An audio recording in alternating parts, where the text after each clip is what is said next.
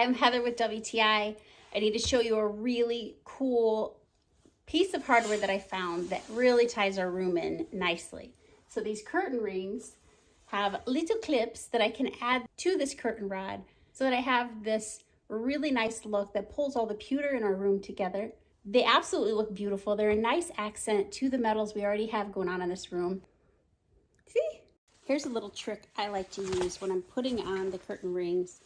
Fold the curtain in half, then in half again, and then last in half a third time. That gives you all the points that you need to install your hardware. This is a trick I taught myself. I don't know if it works for everyone, but it seems to work for me. I really want my curtain rings to be as even as possible, so by dividing the curtain up this way, I can easily add, leaving a little space to block the light from the wall, and you should have an even spacing. Just a little life hack that I've learned after taking curtains down multiple times and not liking how uneven they are. This makes it as consistent as possible in spacing.